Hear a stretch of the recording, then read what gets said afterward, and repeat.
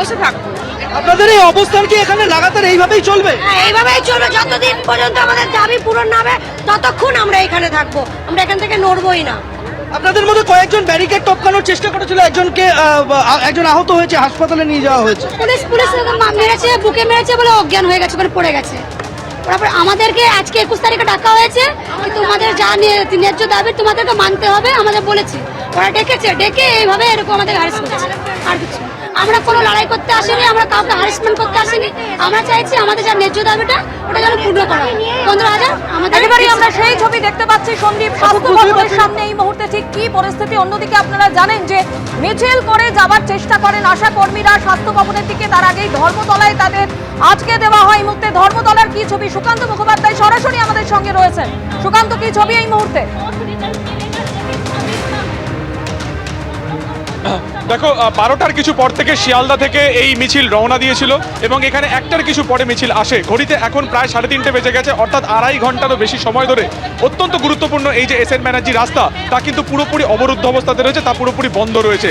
বারবার পুলিশের আধিকারিকদের তরফে বলা হচ্ছে যে এই গুরুত্বপূর্ণ রাস্তা ছেড়ে দিতে, তাদের যদি কোনো ডেপুটেশন দিতে হয় তাদের সাথে যোগাযোগ করতে, কিন্তু একদিকে যেমন পুলিশও তাদেরকে ছাড়বে না ধর্মতলার দিকে যাওয়ার জন্য, অন্যদিকে কয়েক হাজার আশাকর্মী তারা কিন্তু কার্যত রাস্তার উপরে বসে আছেন এই আশায় যে তাদের যে দাবি দাওয়াগুলো রয়েছে সেগুলোকে পূরণ করতে হবে। এবং এই একই রকমভাবে আমরা দেখলাম দফায় দফায় এখানে কিন্তু বিক্ষোভ চললো, কখনো ব্যারিকেড ধরে ঝাঁকানি দিয়ে সেটাকে ভাঙার চেষ্টা চললো, কখনো সেটাকে টপকানোর চেষ্টা চললো, কখনো এভাবে শান্তভাবে তারা বসলেন, তো কখনো ফুটপাতের অংশ থেকে তারা পুলিশের সাথে ধস্তাধস্তিতে জড়ালো। ফলে এই মুহূর্তে 2.5 ঘন্টাতে যে ঘটনাক্রম, তা থেকে দেখা যাচ্ছে যে অনেকক্ষণ ধরেই যারা বিক্ষোভকারীরা রয়েছেন তারা রাস্তার মধ্যে বসে রয়েছেন। আগামী কাল থেকে ধিক্কার দিবস পালন করা হবে, এমনটাই কিন্তু আশাকর্মীদের ইউনিয়নের তরফে ইতিমধ্যে জানানো হয়েছে। কারণ গত 7 তারিখে যখন বিক্ষোভ হয়েছিল স্বাস্থ্য ভবনের সামনে, তখনই আজকের দিন নির্ধারিত করা হয়েছিল স্বাস্থ্য ভবনের মিটিংয়ের জন্য। তাদের যেটা অভিযোগ যে এই নির্ধারিত সময়ে তারা মিটিংয়ে অংশগ্রহণের জন্য যাচ্ছিলেন, কেন তাহলে তাদেরকে বিভিন্ন স্টেশনে আটকানো হলো।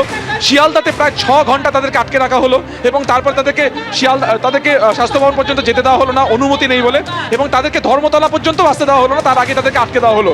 ফলে তাদের যেটা যুক্তি, তাদের যেটা দাবি, সেটা কিন্তু তারা যেটা বলছেন যে সেটা ন্যায়সঙ্গত, এবং সেই কারণে তারা দীর্ঘক্ষণ ধরে রাস্তা অবরোধ করে রেখেছেন এবং এখানেই তারা ততক্ষণ অবস্থান করে। ধর্মতলাতেও কিন্তু একই ছবি দেখা যাচ্ছে, আশা কর্মীরা তারা দীর্ঘক্ষণ ধরে রাস্তা অবরোধ করে রেখেছেন। অন্যদিকে এই যে আশা কর্মীদের বিক্ষোভকে কেন্দ্র করে তুলকালাম পরিস্থিতি তৈরি হলো, তা নিয়ে পুলিশের কি বক্তব্য শোনাবো আপনাদের। সেন্ট্রাল ডিভিশনে আজকে কোনো প্রোগ্রাম ছিল না পারটেনিং টু আশাকর্মী, আঙ্গনবাড়ি ও আইসিডিএস। এটা আচমকাই এখানে চলে এসেছে বলে আমরা আটকে দিয়েছি। এখন এখানে 2,500 মহিলা চলে এসছেন, এনাদেরকে তো আমি দড়িনা বা ধর্মতলায় বসতে দিতে পারি না, না হলে ট্রাফিক ফুললি অবস্ট্রাক্টেড হয়ে যাবে। ওনারা বসেছেন, ওনারা কাউকে ডেপুটেশন দেবেন বলে এখনো আমাদের বলেননি। যদি বলেন we will try to facilitate.